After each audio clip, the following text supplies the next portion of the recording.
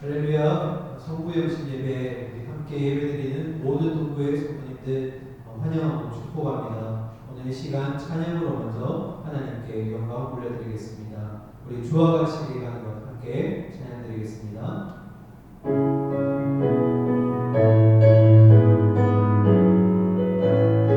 주와 같이 가는 것 즐거운 일 아닌가.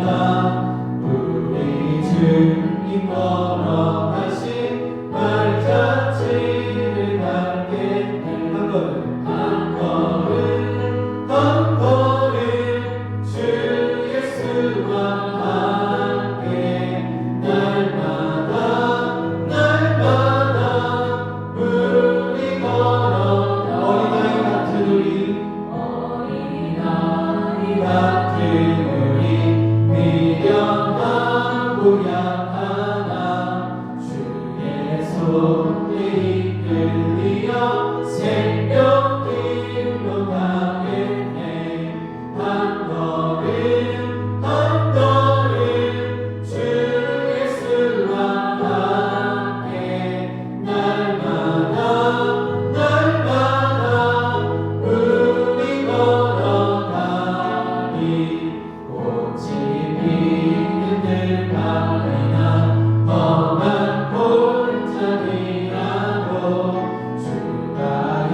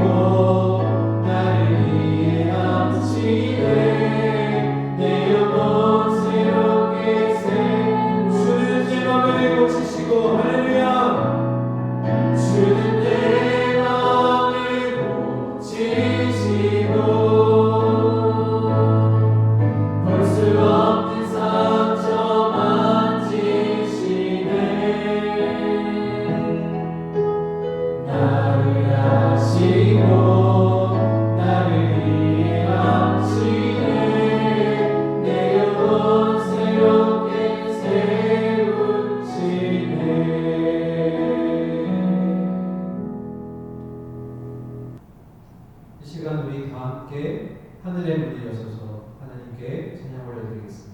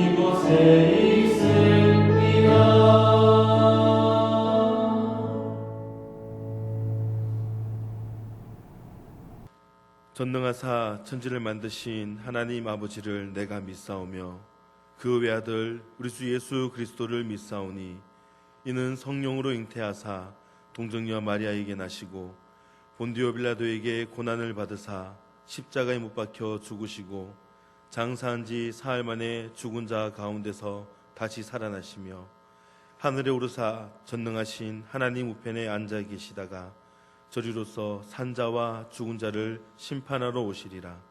성령을 믿사오며 거룩한 공예와 성도가 서로 교통하는 것과 죄를 사하여 주시는 것과 몸이 다시 사는 것과 영원히 사는 것을 믿사옵나이다.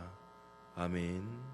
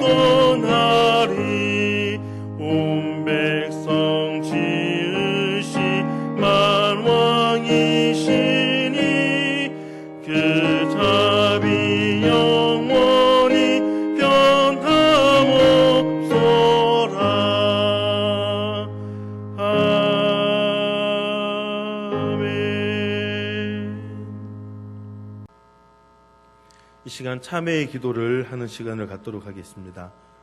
이 시간은 지난 1년의 우리 모습을 주님 앞에서 고백하고 참회하는 시간입니다. 주님의 능력보다 보이는 것들을 두려워했습니다. 말씀보다는 세상의 염려에 빠져 살았습니다. 주님보다 세상을 의지했던 교만이 내 안에 여전히 있습니다. 주여, 이 시간 십자가의 보혈로 깨끗하게 씻어 주소서. 이 시간 다시 주님 앞에 서길 원합니다. 우리를 불쌍히 여기소서. 주님의 은혜를 회복시켜 주옵소서. 기도하겠습니다. 사랑과 은혜가 풍성하신 하나님 아버지, 올 2020년을 보내면서 하나님께 예배하고 기도함으로 이렇게 마무리하게 하심을 감사드립니다. 올 한해는 그 어느 때보다 많이 힘들고 어려운 가운데 살아왔습니다. 예배를 드리는 것조차 우리의 정말 생각하지 못했던 많았습니다. 하나님 무엇보다 주님의 능력보다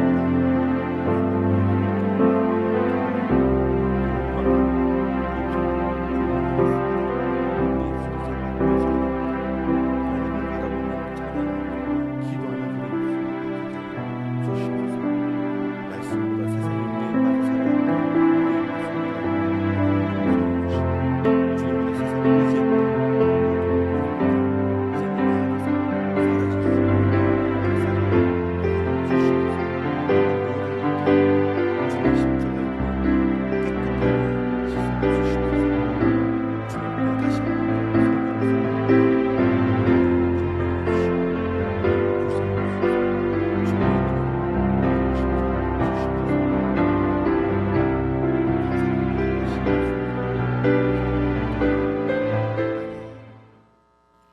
이 시간 민병익 장로님 나오셔서 기도 인도하시겠습니다. 기도드리겠습니다. 세상 모든 만물을 지으시고 또 지으신 것들로 영광 받으시기에 합당하신 전능하신 하나님 아버지 감사합니다. 우리에게 2020년이라는 한 해를 주셨는데 이제 이 한 해를 보내는 이 시간 예배로 주님께 나아갈 수 있도록 우리 모두를 이 시간까지 지켜주시고 인도하여 주신 하나님의 크신 사랑과 은혜의 모든 영광 드립니다. 참으로 세상적으로 다사다난했던 한 해였습니다. 인간의 생각으로는 상상하지도 못한 일들이 많았던 이 한 해를 돌아보며 모든 것이 오직 주님의 통치하심 속에 있음을 고백합니다. 하나님 아버지, 이 한 해를 돌아보며 주님의 말씀대로 살지 못하고 우리의 생각과 교만으로 주님의 마음을 아프게 하며 살아왔음을 용서하여 주시길 원합니다. 우리의 허물과 죄로 인해 온 세상이 코로나라는 질병으로 수많은 생명을 잃었고 정치, 경제, 문화, 사회 모든 것이 어려움을 당하고 있는 이때에 다시 한번 우리의 믿음을 돌아보게 하심을 감사드립니다. 우리 하나님의 택한 백성이 먼저 회개하게 하여 주옵시고 우리 모두가 눈물 흘리며 주님 앞에 무릎 꿇게 하여 주시옵소서. 하나님이여, 이제 우리의 간과 기도를 외면치 마옵시고 긍휼을 베풀어 주옵소서. 오직 주님의 긍휼이 필요합니다. 주님, 모든 것이 회복되는 2021년 새해를 허락하여 주시길 원합니다. 예배가 예배답게 드려지게 하여 주옵시고 주님이 간절히 찾으시는 예배자가 우리 모두가 되게 하여 주옵소서. 주여, 소망하고 원합니다. 하나님 핏값으로 사신 몸된 귀한 동부교를 이곳에 세우시고 여기까지 인도하여 주신 주님 감사합니다. 이제 귀한 목사님 세우셨으니 2021년 주님 맡겨주신 사명 감당하는 교회 되게 하여 주옵소서. 말씀과 기도와 찬양이 회복되는 교회 되게 하여 주옵소서. 온 성도가 새로운 이 한 해에는 더욱더 주님과 동행하는 새해가 되게 하여 주시길 원합니다. 세우신 양혁승 목사님께 지혜를 주옵시고 교회와 성도를 위해 늘 기도하며 주님의 인도하심을 받게 하여 주옵소서. 하나님, 목사님께 영적 축복을 허락하여 주시길 원합니다. 간구할 때마다 응답하여 주옵시고 역사하여 주시길 간절히 원합니다. 하나님, 2021년 선교지를 기억하여 주옵소서. 선교사님들 가정과 사역을 축복하여 주옵소서. 파송한 선교지와 협력하는 선교지 위에 은혜를 주옵소서. 하나님의 사명을 잘 감당하는 모든 환경을 인도하여 주시기를 원합니다. 이제 말씀을 전하신 목사님 붙잡아 주옵소서. 말씀의 성령의 기름 부음을 허락하여 주셔서 이 말씀을 인해 우리 모두가 보내는 한 해를 돌아보게 하여 주시고 맞이하는 새해를 준비하게 하여 주옵소서. 모든 영광 주님께 올려드립니다. 하나님 받아 주옵소서. 구한 모든 것을 존귀하신 예수님의 이름으로 기도드립니다. 아멘. 이 시간 동북의 교육자들 나와서 함께 특송으로 하나님께 영광 돌리겠습니다.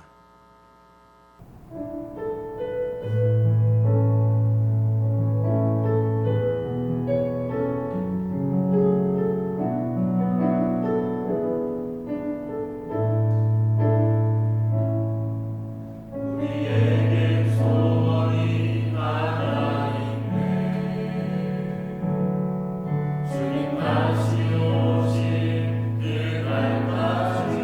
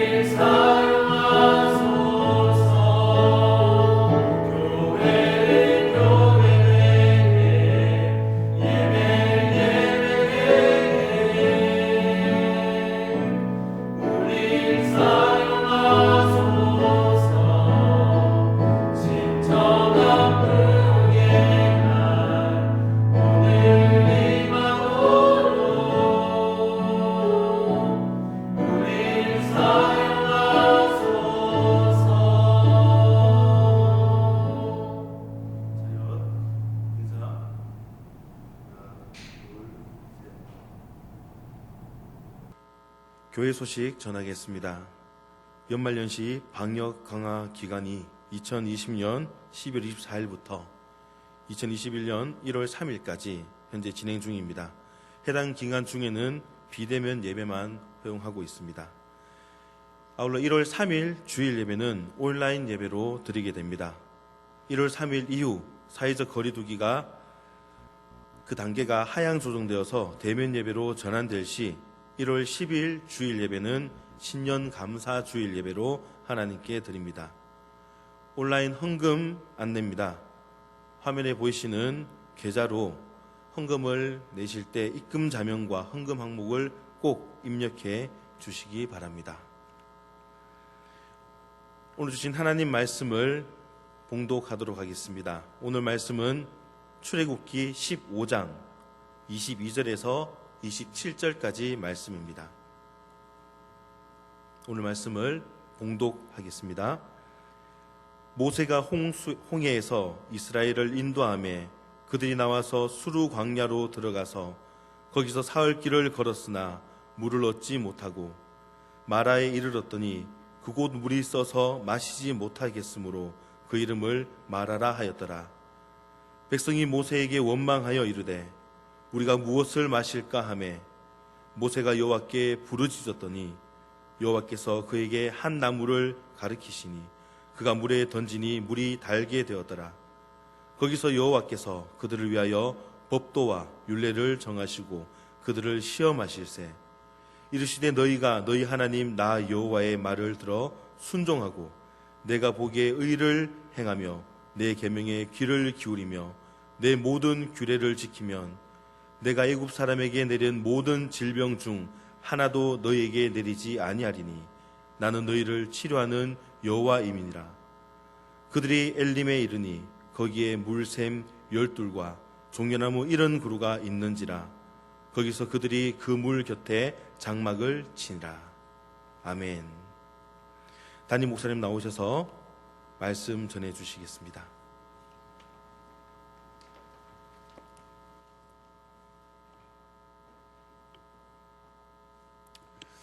할렐루야.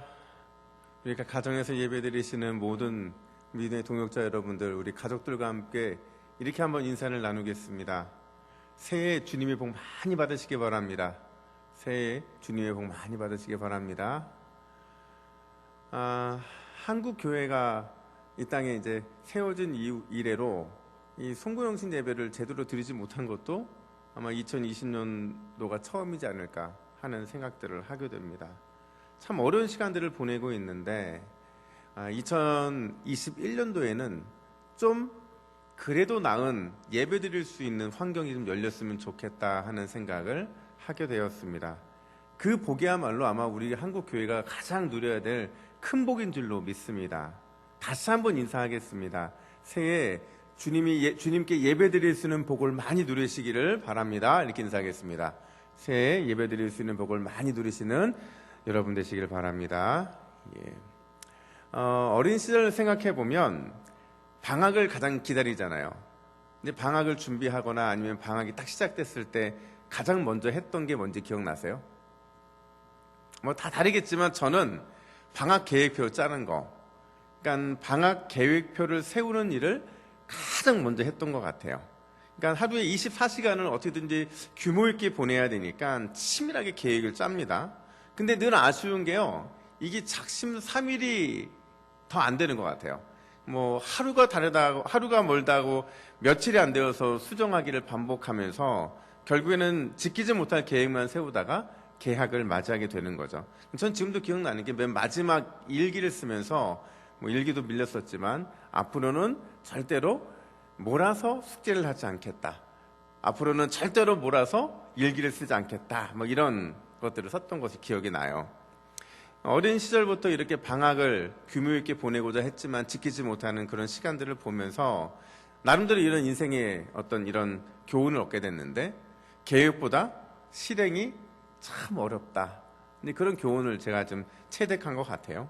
아무리 좋은 계획을 세우고 또 아무리 치밀하게 시간을 분배해도 그 계획대로 실행이 옮기거나 또는 계획에 맞게 결과물이 나오는 것 참 어려운 것 같다는 생각을 하게 됩니다.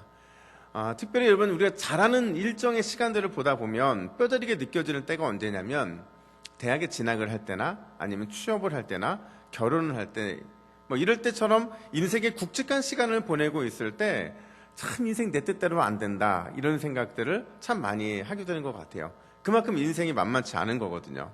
제가 아주 소시적에 봤던 영화 중에서 당신이 잠든 사이에라는 영화가 있어요. 이 영화가 보면 아버지가 그 딸 루시에게 인생을 가르쳐주면서 뭐라고 인생 얘기를 하냐면 얘야 원래 인생은 계획대로 되지 않는단다 이런 말을 남겨요. 그러니까 루시가 이걸 이해했는지는 제가 잘 모르겠지만 진짜 그래요. 인생은 계획대로 되지 않습니다. 그러니까 저는 가끔 인생을 비유할 때 꼭 미로 같다는 생각을 참 많이 하게 돼요. 그러니까 인생의 전체 로드맵에서 보면 길이 다 보이거든요. 길이 되게 쉬워요. 그 로드맵만 있으면 어느 선택을 하고 어느 순간에 어떤 길을 가야 되는지 잘 보이는데 실제로 그 미로 속에 들어가서 보면 길이 안 보이죠. 참 길 찾기가 힘든 것 같다는 생각이 들어요.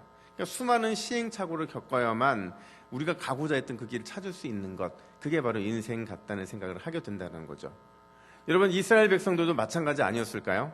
그러니까 우리는 이스라엘 백성들을 보면서 늘 그런 생각하잖아요. 아유 답답해. 얘네는 왜 이렇게 답답하지? 뻔한 답이 있는데 왜 그 답을 선택하지 못할까? 하나님이 그렇게 원하는 길을 가도록 하셨는데 왜 그들은 그 길을 가지 못할까? 아마 우리는 이런 생각들 참 많이 하잖아요. 근데 왜 그러냐면 우리는 성경이라고 하는 로드맵을 갖고 있으니까 그들의 과거와 현재와 미래를 우리는 다 알잖아요. 근데 우리가 그들의 삶 속에 들어가 본다면 이 40년 미래의 역사를 직접 경험하고 있는 그들의 입장에서는 아주 작은 거 선택하는 것까지도 쉽지 않은 그런 선택의 순간이지 않았을까 하는 생각을 하게 돼요. 그래서 야고보 사도의 말을 그대로 빌려오자면 안개와 같은 인생을 그들은 살았고 그리고 또 여전히 우리도 안개와 같은 인생을 살고 있다는 거죠. 그 관점으로 오늘 본문을 보면 무조건 어리석게 보였던 그들의 판단과 행동이 조금은 이해가 된다는 거예요. 오늘 본문은 이렇습니다. 이제 막 이스라엘 백성들이 애굽을 탈출했어요. 이 말은 바꿔 말하면 그들은 피난민이었다는 거죠. 그리고 그들이 현재 마주하고 있는 환경은 광야예요. 그러니까 살기에 적합한 환경은 절대 아니었다는 겁니다. 근데 그곳에서 그들이 큰 위기를 하나 만나게 되는데 그 위기가 바로 물 문제였어요. 그러니까 식수가 부족한 문제였거든요. 오늘 본문을 우리가 너무 잘 알고 있기 때문에 제가 굳이 막 설명하지는 않을 거예요. 대신 두 가지 질문을 던지면서 막 출애굽한 이스라엘 백성들에게 오늘 이 본문이 주는 교훈이 무엇인가, 그리고 더 나아가서 더불어서 한 해를 마무리하고 새로운 해를 준비하고 있는 우리 믿음의 후손들에게 오늘 본문이 우리에게 교훈하고자 하는 그 의미가 무엇인가, 이거를 두 가지 질문을 통해서 함께 나누고 싶다라는 거죠. 첫 번째 질문인데 이스라엘 백성들은 왜 수르 광야로 들어갔을까 하는 거예요. 다시 말하자면 왜 하필이면 수르 광야길을 선택해서 현재의 물 부족 사태를 스스로 자초했는가라는 질문을 던져보는 거죠. 오늘 본문 22절 상반절을 보시면 모세가 홍해에서 이스라엘을 인도하며 이렇게 말하고 있어요. 여러분 이스라엘 백성들이 수르 광야로 간 까닭이 뭐예요? 무엇 때문에 그들이 그곳으로 갔죠? 모세가 인도했기 때문이라는 거예요. 그렇다면 여러분 모세는 왜 이스라엘 백성들을 그냥 출애굽하자마자 수르 광야로 이끈 것일까요? 모세가 길을 몰라서 그랬을까요? 아니에요. 여러분 모세는요 40년 동안 광야에 있던 사람들이에요. 광야에서 그냥 놀고 먹은 사람이 아니라 자신이 해야 되는 이 목축의 일들을 막 돌아다니면서 했던 사람이거든요. 그러니까 적어도 모세 입장에서는 수르 광야가 어떤 곳인지, 또 그곳으로 들어가면 어떤 일이 발생하는지 지금 이스라엘 백성들보다는 누구보다도 더 잘 알고 있는 게 바로 모세였거든요. 그렇다면 왜 모세는 이스라엘 백성들을 수르 광야로 이끌고 있는 것일까?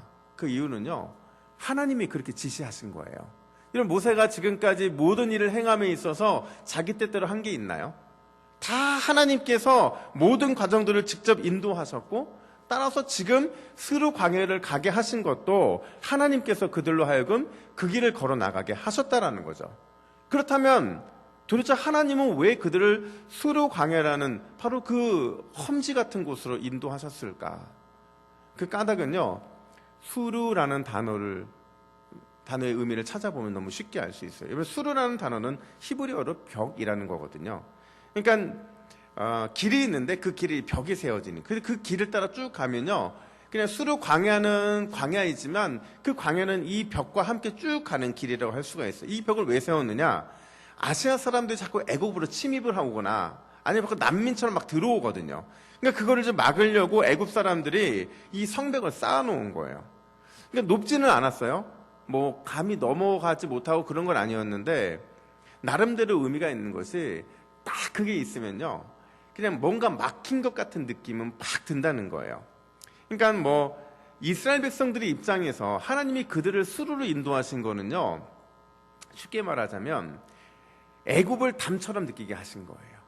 애굽으로 가는 그 길을 막아 놓으심으로 인해서 그들의 마음이나 다시 돌아가려는 마음, 의지, 그리고 생각, 애굽에서 있었던 좋은 많은 추억들, 별로 좋은 추억도 없겠지만 그 모든 것들을 끊어버리게 하시는 하나님의 계획하신 인도하심이었다라는 거죠.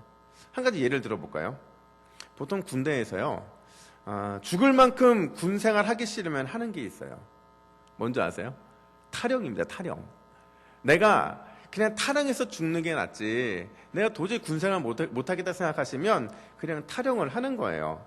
근데 문제는 이제 저희 부대에도 탈영을 가끔 하는 친구가 있었는데, 문제는 뭐냐면 저희 부대가 GOP 근무하는 부대였기 때문에 앞으로 탈영하면 북한으로 가는 거예요. 뒤로 탈영할 수밖에 없는데 그 길도 이제 산악이다 보니까 뻔해요. 그러니까 길목에서 기다리고 있다가 이제 이 탈영병을 잡는 일들이 굉장히 많았는데, 제가 한 번은 군종병 집체 교육에 갔다가 한 부대의 한 군종병을 만났는데 자기네 부대는 탈영병이 단 한 명도 없대요. 그러니까 말이 한 명도 없는 거지, 엄밀한 의미에서는요, 탈영했다가는 무조건 100% 죽거나 잡힌대요. 근데 대부분 이 죽는 경우도 있기 때문에 아예 그런 의지를 갖고 있지 않다는 거죠. 근데 왜 그러냐 물어보니까 탈영할 곳이 없다는 거예요. 그러니까 탈영하려고 앞으로 가면 주 옆에 철책이 있고 또 후방은 댐이 있대요. 그러니까 그 부대는 배 타고 들어가거든요. 그러니까 그 부대는 도저히 탈영을 할 수 없고 그냥 의지 자체가 꺾여서 그렇게 살아가는 거죠. 그러니까 스루 광야에 막힌 그 벽을 보는 이스라엘 백성들의 심정이 아마 그랬던 것 같아요. 이제는 가고 싶어도 갈 수 없고, 이제 원해도 떠오를 수 없는 추억, 다 묻어버려야 되는 추억, 그 모든 것들을 묻는 그 장소가 바로 스루 광야였다는 거죠. 여기까지는 좋았어요. 근데요, 진짜 문제는 거기서 발생을 하는데 3일 동안 길을 걸었거든요. 그러니까 이 3일 동안 길을 건 것을 학자들이 계산해 보니까 당시에 이렇게 목축을 하기 위해서 떠돌아다니는 사람들이 하루에 걸을 수 있는 길들을 계산해 보면 대략 3일 동안 이스라엘 백성들이 걸었던 게 한 70km 정도 됐다고 하더라고요. 그러니까 여러분, 70km를 걸어갔는데 얼마나 기진맥진했겠어요. 이들은 아무리 노동으로 몸이 다져진 자들이라 할지라도 새로운 환경이고, 그리고 뭔가 그래도 먹을 수 있는 조건들이 없었기 때문에 그들은 이 광야에 있는 이 시간들이 굉장히 힘들었을 거예요. 특별히 물 한 방울이 얼마나 간절했겠어요. 근데 그때 바로 그들 눈앞에 오아시스 하나가 딱 등장을 하거든요. 그 오아시스의 이름이 마라였습니다. 얼마나 물에 대한 소망이 갈급했는지 마라를 보자마자 그들의 마음속에는 이제 우리가 살 수 있을 것 같다, 이제 이 물로 우리가 모두 살 수 있게 되었어 라고 생각하는 그 순간 더 큰 절망, 그 절망이 그들을 찾아오게 되는데, 왜냐하면 그 오아시스의 이름이 마라잖아요. 쓴물이라는 뜻입니다. 먹을 수 없는 물, 도저히 먹을 수 없는 그 물과 그들이 마주하게 된 거예요. 여러분, 3일간을 걸었죠. 모두가 다 죽기 일보 직전의 상태였죠. 오아시스를 발견하고 좋아했지만 도저히 먹을 수 없는 쓴물이었죠. 여러분, 그들의 반응이 어떠해야 합니까? 24절 보면 백성이 모세에게 원망하여 이르되 우리가 무엇을 마실까 하매. 여러분, 우리 이 장면 보면서 늘 이스라엘 백성들 탓했잖아요. 아유, 답답한 인간들. 그 왜 불평을 하고 그 원망을 하고, 주님께서 다 나중에 다 좋은 것들로 다 갚아주실 텐데 왜 그를 모를까 이랬잖아요. 근데 여러분 입장 바꿔 생각해 보세요. 그들이 진짜 은혜를 모르는 백성들인지 그렇게 배응망덕하다고 우리가 판단할 만한 자격이 있는 사람들인지를 한번 보자는 거죠. 입장 바꿔 생각해 보면 여러분들은 이스라엘 백성들 그들처럼 불평 안 할 자신이 있습니까? 그들처럼 원망 안 할 자신 있느냐는 거예요. 아마 더하면 더했지 결코 여러분 우리는 덜하지 않을 겁니다. 다시 처음 질문으로 돌아가서 질문을 해보면 왜 하나님께서는 이스라엘 백성들을 굳이 수르라는 그 광야로 인도하셨을 것인가? 그 의도가 뭐냐 하는 거죠. 그 의도는 먹을 수 없는 물을 만난 그들이 물이 변해서 먹게 된 상태에서의 태도를 보면 하나님이 그들을 왜 그곳으로 인도하셨는지를 쉽게 알 수 있는 거죠. 25절 상반절 보세요. 모세가 여호와께 부르짖었더니 여호와께서 그에게 한 나무를 가리키시니 그가 물에 던지니 물이 달게 되었더라. 아멘. 여러분 여기서 우리가 눈여겨봐야 되는 것이 단순히 주님의 능력으로 한 나무로 인해서 물이 달게 되었다. 먹을 수 없는 물이 먹게 되었다. 이 기적이 너무도 크다. 이게 아니라는 거예요. 우리가 진짜 눈여겨봐야 되는 것은 그 기적을 대하고 있는 이스라엘 백성들의 반응이라는 거죠. 여러분 그들이 오늘 본문에서 어떤 반응을 보입니까? 오늘 본문에는 이스라엘 백성들의 반응이 단 하나도 등장하지 않고 있어요. 왜 그런 줄 아세요? 그들은 여기에 어떤 반응도 할 수 없을 만큼 뭔가에 집착되어 있기 때문에 그런 거예요. 심지어 감사의 고백도 없잖아요. 하나님께 이 쓴물이 단물로 변화되는 기적을 보면서 얼마나 감사한 일이에요. 근데 그들은 감사의 고백을 하지 않거든요. 그렇게 원망과 불평을 자주 쏟아내었던 그들이 어떻게 감사의 제목도 하지 않고 지금 아무런 반응을 보이지 않고 있는가? 그 이유는 여전히 그들은 자기 자신, 자기의 필요에만 그 시선이 고정되어 있기 때문에 그렇다는 거예요. 그러니까 보세요. 그들이 내가 먹을 물, 내가 살아야 될 땅, 거기에만 집중되어 있다 보니까 다른 게 아무것도 보이지 않는 거예요. 근데 하나님께서 그들에게 자기에게 집중되어 있던 그 순간을 시각의 변화를 일으키는 게 있는데 그게 바로 나무 한 가지였거든요. 그 나무 한 가지는 너무도 평범한 나무였고 그 나무는 쉽게 그 당시 그 주변에 어디서 볼 수 있는 나무 가지였는데 그 가지 하나를 던짐으로 인해서 그게 매개체가 되어서 그들의 시각이 변화되는데 그 고정된 시각이 누구에게로 옮겨가냐면 바로 하나님께 옮겨간다는 거죠. 이제야 그들은 하나님이 누군지를 볼 수 있는 기회가 생긴 거예요. 여러분 하나님께서 이스라엘 백성들을 수르 광야로 이끄신 진짜 이유는요, 그들의 좁고 좁아진 영적 시야를 넓혀주기를 원하시는 거예요. 자기의 문제 때문에 신음하고 자기의 문제 때문에 고통받고 자기의 문제 때문에 뭔가를 갈망하는 그들의 시각을 하나님께서 넓혀주기를 원하셨다라는 거예요. 어떤 시각으로? 하나님의 하나님 되심을 보여주고 싶으셨던 거죠. 하나님 됨의 시각은 뭐예요? 그들이 지금까지 생각했던 것처럼 어떻게 보면 그들은 하나님의 기적들을 많이 경험했거든요. 근데 그 기적의 하나님이 너무 큰 분이셨거든요. 근데 이제는 그들의 삶 속에 돌아오셔서 이 마라라고 하는 작은 물도 변화시켜 줄 수 있는 놀라운 권능의 하나님이신 것들을 그들에게 보여주고 계신 거예요. 오늘 본문 25절 하반절 보세요. 거기서 여호와께서 그들을 위하여 법도와 율례를 정하시고 그들을 시험하실세 이렇게 말하고 있어요. 테스트하신 거죠. 하나님의 능력과 권능과 그분의 섭리를 배우는 신앙의 테스트를 지금 그들은 받고 있었던 거예요. 이 신앙의 테스트가 필요한 이유가 뭐겠어요? 광야 생활을 준비하기 위해서 필요했던 거죠. 하나님이 어떤 분인지를 분명히 알아야만 그들이 제대로 된 광야 생활, 우리로 말하면 신앙생활을 할 수 있는 것이고, 그 신앙생활을 제대로 해야만 적곡골이 흐르는 그 땅에 들어가서도 제대로 살 수 있기 때문에 하나님은 그들로 하여금 영적인 시야를 넓혀셔서 하나님이 누구신지를 볼 수 있는 그 길들을 열어놓고 계시다라는 거예요. 이제야 눈뜬 그들에게 하나님이 비로소 법도와 율례를 처음으로 가르치기 시작하셨다. 오늘 본문은 이렇게 말하고 있잖아요.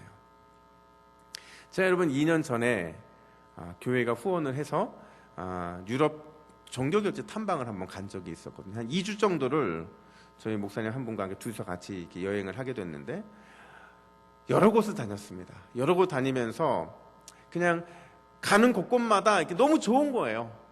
언제 유럽을 한번 가보겠어요. 근데 제가 가장 기억에 남는 한 곳을 그 중에 뽑으라고 한다면 저는 뭐 칼빈의 생가도, 루터가 섰던 바로 그곳도 다, 그 더 중요한 것은 어디였냐면 제 기억이 가장 많이 남았던 것이 바로 요한 웨슬리 목사님의 서재였어요.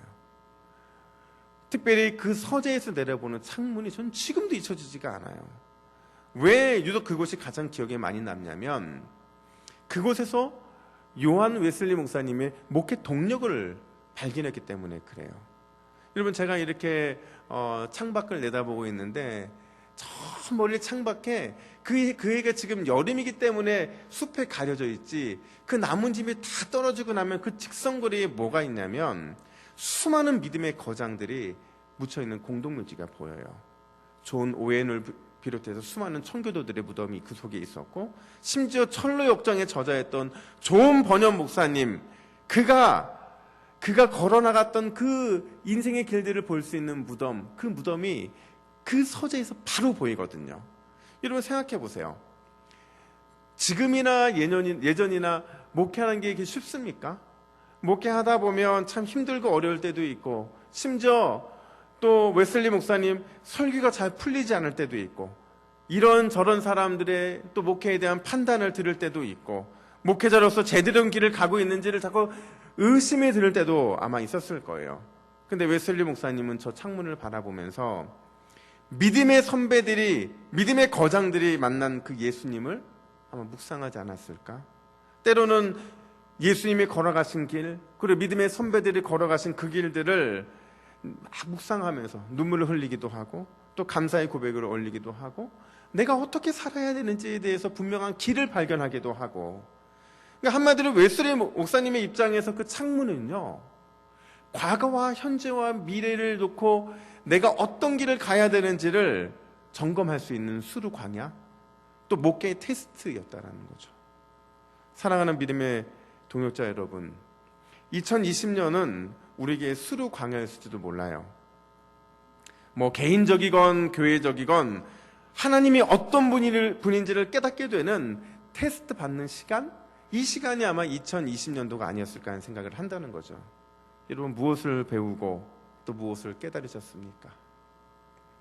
여러분, 진정한 신앙은 이제 과거가 되는 2020년, 그때 그곳에서 경험했던 하나님의 은혜, 그리고 하나님의 도우심을 잊어버리지 않고 2021년 지금 이 자리에서 세워나가게 하는 것, 그것이 바로 진정한 신앙이라는 사실을 우리는 늘 기억해야 됩니다.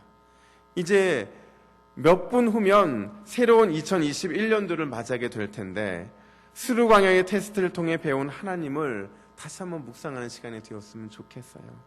2020년도에 하나님께서 나와 함께했던 그 시간들을 떠올리시고, 무너졌던 내 인생의 순간들을 떠올리시면서 2021년도를 새롭게 계획하는 그 계획에 있는 이 수루 광야의 시간, 이 시간은 오히려 여러분과 저에게 축복의 시간인 줄로 믿습니다. 뿐만 아니라 두 번째 질문입니다.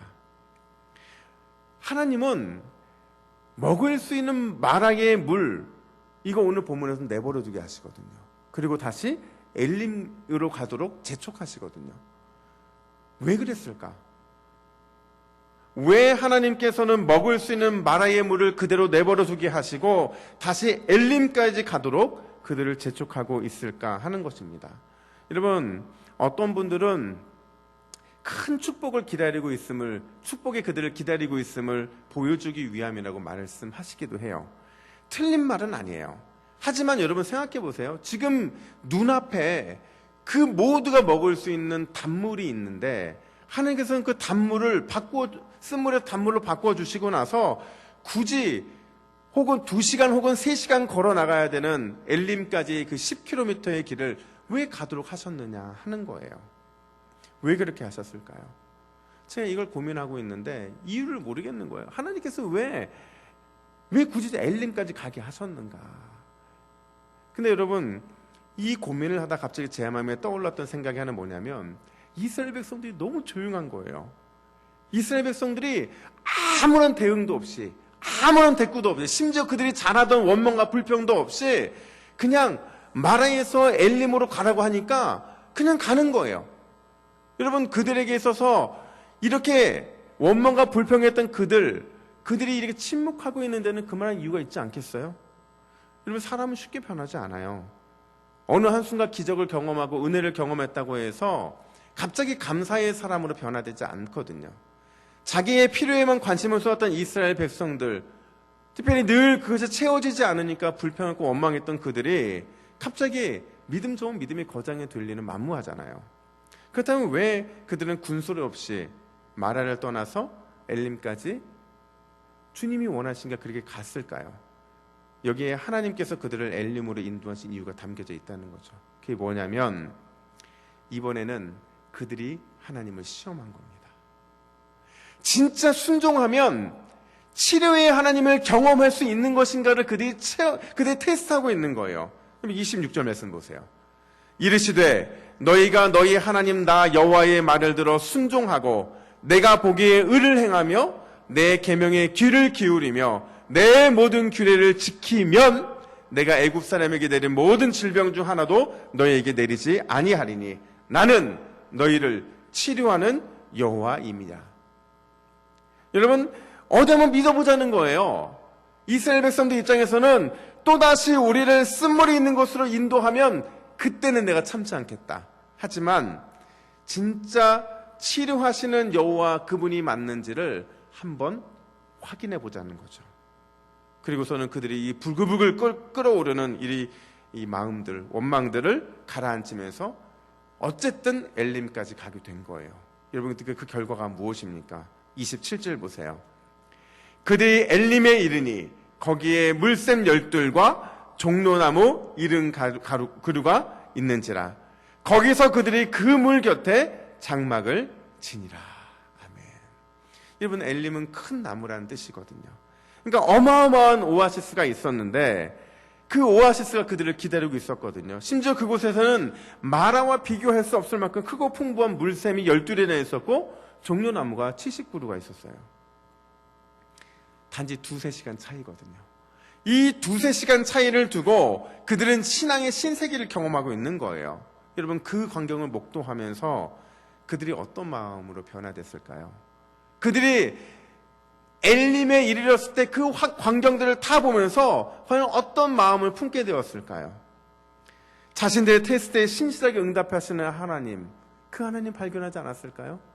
자신들은 자의반 타의반으로 억지로라도 하나님의 테스트에 보고 있었지만 그 테스트에 신실하게 응답하시는 하나님을 보면서 야, 이 순종만 하면 우리에게 얼마든지 좋은 생수와 놀라운 축복이 임한다는 사실은 그들이 깨닫지 않았을까요? 결국 여러분 여호와 하나님만 따라가게 되면 만사 형통의 길이라는 영적 교훈을 그들에게 아마 심겨주는 사건이 되었을 것입니다. 여러분 신앙이 그런 거예요. 우리가 때로는 주님을 시험할 때가 있거든요. 때로는 우리가 주님이 원망스럽지만 그 원망보다 더 시험하고 싶은 욕망이 될 때가 많이 있거든요. 주님이 가라는 길을 향해서 달려가고 있을 때 꼭 그 길이 주님의 길이 진짜 맞는지를 한번 점검하고 싶을 때가 있거든요. 근데 여러분 그때 하나님은 우리에게 아주 신실하게 응답하시죠. 응답하심으로 인해서 우리로 하여금 주님께 순종하며 그 길을 가면 반드시 그 길은 우리의 인생의 베스트 웨이라는 것을 가르쳐 주시는 하나님의 섭리가 그 속에 담겨져 있는 거거든요. 왜 저라고 그런 게 없겠어요? 제가 요즘 계속 사무실에 앉아서 이런저런 생각하면서 고민하는 게 뭐냐면 작년 생각이 막 떠오르는 거예요. 작년에 있었던, 그러니까 올해 여전히 있었던 교회였지만 작년에 제가 보냈던 연말 그때의 그 교회의 분위기, 그때의 그 예배들, 그때의 그 순간들을 떠올리면서 야 거기 있었으면 참 편했겠다 이런 생각이 되게 많이 드는 거예요.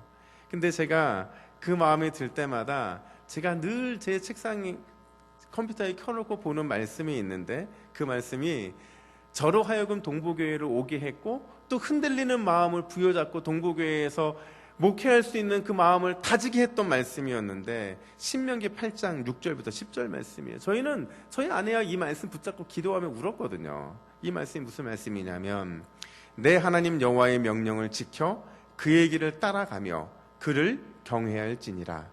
내 하나님 여호와께서 너를 아름다운 땅에 이르게 하시나니 그곳은 골짜기든지 산지든지 시내와 분천과 샘이 흐르고 밀과 보리의 소산지요 포도와 무화과와 석류와 감람나무와 꿀의 소산지라. 내가 먹을 것에 모자람이 없고 내게 아무 부족함이 없는 땅이며 그 땅의 돌은 철이요 산에서는 동을 캘 것이라. 내가 먹어서 배부르고 내 하나님 여호와께서 옥토를 내게 주셨으므로 말미암아 그를 찬송하리라. 할렐루야. 여러분, 반복해서 이 말씀을 묵상하고 또 묵상하면 딱 떠오르는 단어들이 있는데 그의 길을 따라가며 그를 경외할지니라. 그 땅은 아름다운 땅 옥토다라는 말씀이셨어요.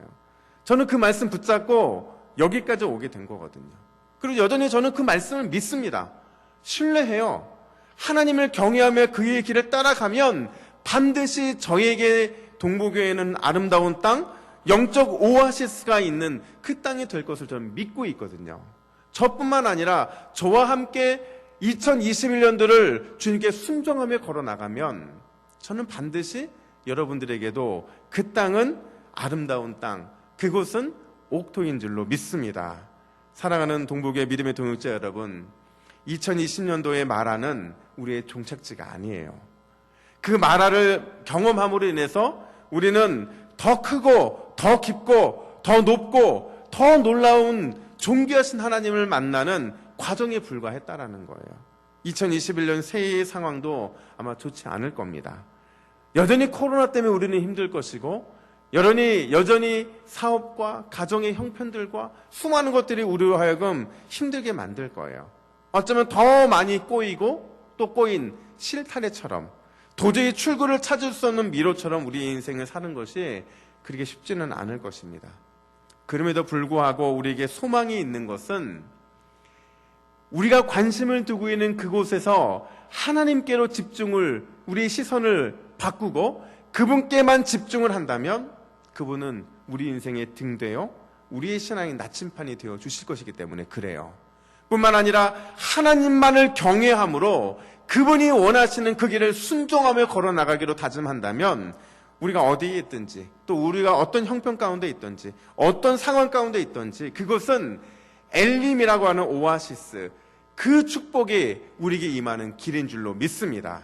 이 모든 믿음으로 이 새로운 길을 찾아 나가야 되는 2021년도와 2020년도 이 간극의 사이 속에서 주님이 원하시는 믿음의 새로운 길을 선택하는 저 여러분들에게를 예수님의 이름으로 축복합니다. 이렇게 기도하겠습니다.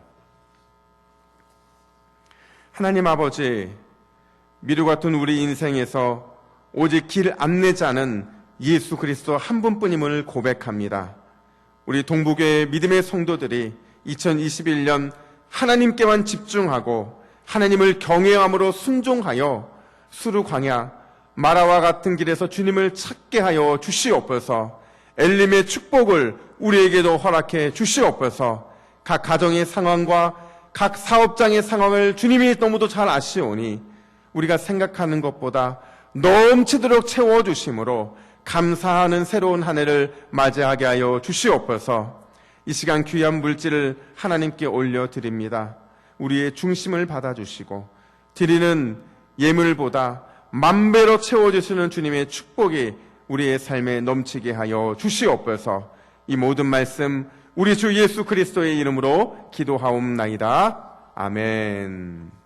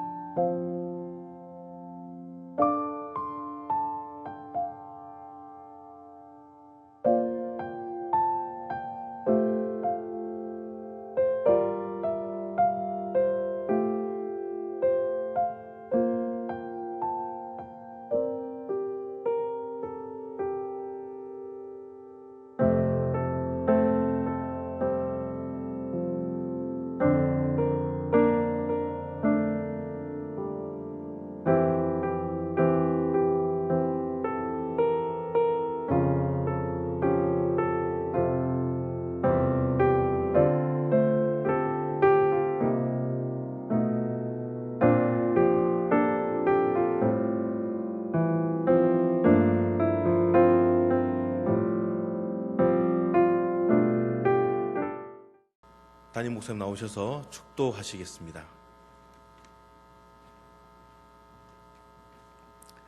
자, 제가 축도할 때에 우리 각 가정에서 예배하시는 모든 믿음의 가족들은 우리 가족끼리 손을 잡고 이 시간 축도 함께 하나님께 올려드리겠습니다. 우리 주 예수 그리스도의 은혜와 하나님 아버지의 끝을 잃어버리신 사랑하심과 성령 하나님의 위로 교통 충만하신 복이 2021년도에 펼쳐질 미래 인생에서 하나님을 집중하고 하나님께만 순종하여 엘림의 축복을 누리기를 원하는 모든 주의 종들과 각 가정들과 각 사업장 위에 이제로부터 영원토록 함께 있을지어다. 아멘.